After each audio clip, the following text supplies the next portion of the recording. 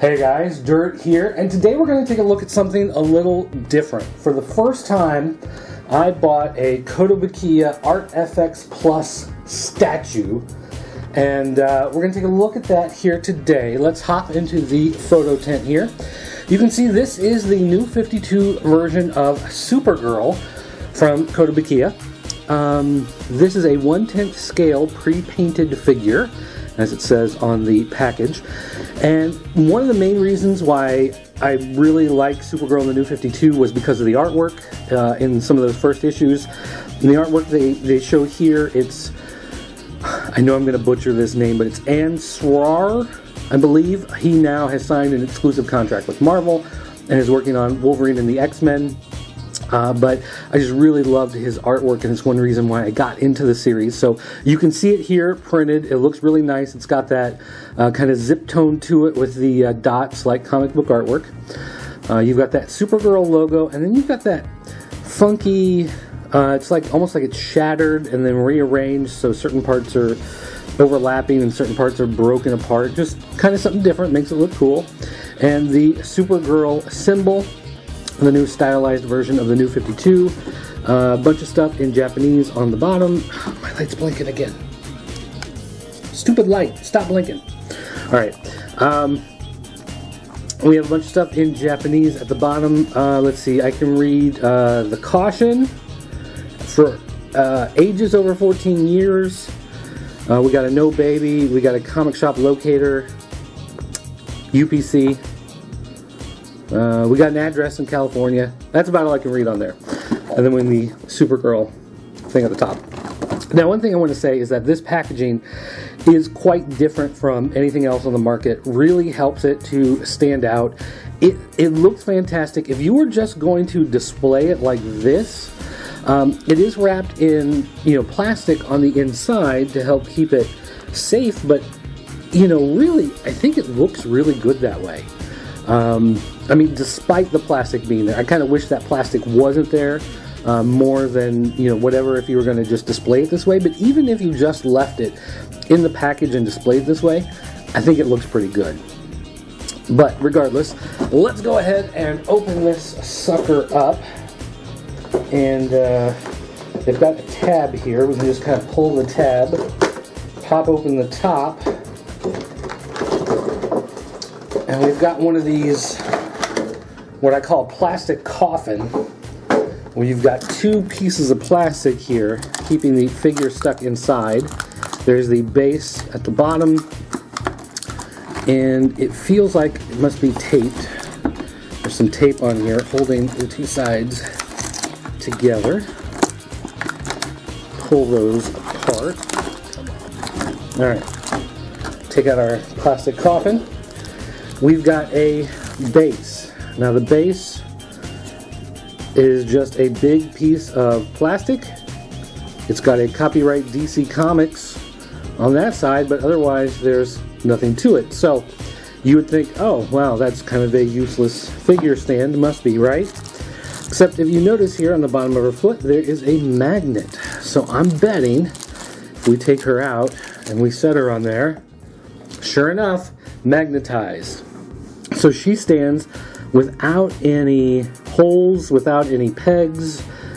She's going to stand on there. And I can kind of move this around. Yeah, she'll tilt. It's not perfectly weighted, but it's close enough. Now, one thing on a lot of these figures that we try to do when we first take a look at them is figure out where the seams are, where's the articulation, is there like a seam in the elbow, they put a pad on it. How well do they cover it up to make it look like one formless figure? However, if we take a look at Supergirl here, we can see that it's almost impossible to find any sort of seams or any sort of points where the pieces come together. Now, obviously, there's no articulation. This is a statue. This is not an action figure. But obviously, they didn't cast it all in one piece. So you have to kind of guess. You take a look at it and you think, well, I guess there must be some sort of spot here on the leg where it must connect together. Maybe the hand is where there might be a seam there. But, I mean, even if you get up real close and you take a look, you don't really see a seam there. Now we can see kind of a seam going down the side of the leg here. If you look real close, you can see the way the light's hitting it, which, you know, straight on, you're not really going to see. And really, only until that light hits it just right do you really even notice it's there. Even then, you look at the leg on the other side, you don't see a matching seam. And it looks like maybe there might have been one under here, but it's been sanded and smoothed so much that you can't see it at all. The figure itself, I'm guessing it's some sort of maybe a cold cast resin or something that it's made out of, but the cape is plastic. So it's much softer. It has a different feel to it.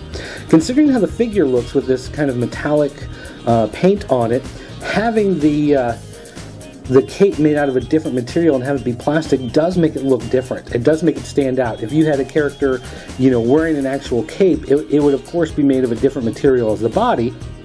And using the two different materials here does make it stand out, and I think that is a nice touch. I think it is good that it is made out of something different.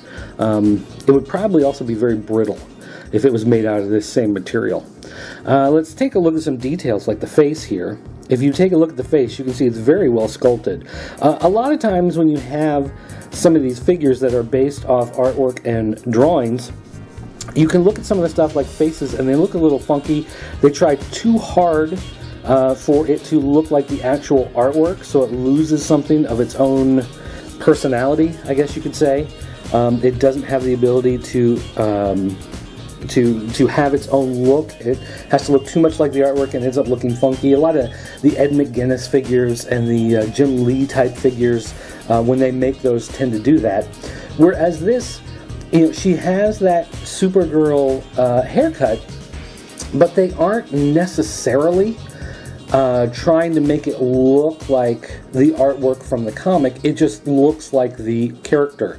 And I kind of appreciate that. Even though one of the reasons I started reading Supergirl was because of the artwork, the fact that they're not tied down too deeply to the art and they're trying too hard to recreate that, that's fine with me. Because the end result, I think we've got a pretty good looking figure here. Now, on the top of the head, you can see a seam from the two sides of the head coming together in the hair there. But on the sides, they've done a pretty good job of masking it in with the rest of the folds of the hair here.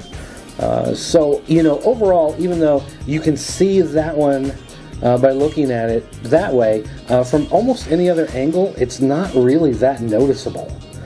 So I'd have to say that that is actually pretty nice. Now, there are a couple other things we could point out about this.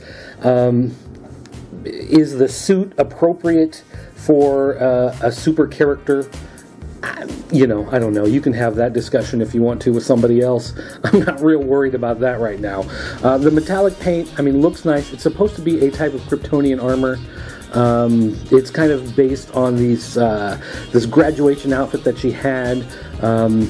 Superman had a similar type armor. It's like a ceremonial armor, but at the same time it does have its uses. The metallic paint looks good. And then, you know, details on the face. There is some glitter in the hair, which, I don't know if it really shows up here on camera, but I can see, looking at it in person, that there are just like little flecks of glitter in there. I don't know. I think maybe that may be going a bit too far with the whole, stripper look. A lot of people kind of complain that with the knee-high boots, she kind of had that streetwalker look to it, and maybe adding the glitter was kind of a bad move. But I think overall, this is a very nice-looking figure. Maybe a little smaller than what I had initially expected as part of an ARTFX Plus. Like I said, this is the first one I bought. I just knew they were pricey and highly collectible, and I thought this would be a good one to grab. I've always liked the character of Supergirl. Maybe a little bit bigger would have been nice, but overall, it is a very good looking figure. Looks good, a lot of nice detail. And I'm pretty happy, especially with that whole magnetic base that it has. Alright guys, that's going to do it for today. Thanks for watching. Don't forget you can come to popculturenetwork.com, find all sorts of toy reviews, comic previews, DVD, Blu-ray reviews, all sorts of just weird, wonderful stuff. Don't forget you can go to jointheforums.com, the official forums of the Pop Culture Network, and you can talk to everyone else about your toys and collectibles. You can also find me on Twitter at PCN_dirt. A lot of people ask me questions on Twitter, and it's an easy way for me to respond to all of your questions without them getting lost in my email, stuff like that. You can also leave a voicemail. You call our 24-hour voicemail line. It's area code 217-953-4025. Thanks for watching, guys. We'll see you next time.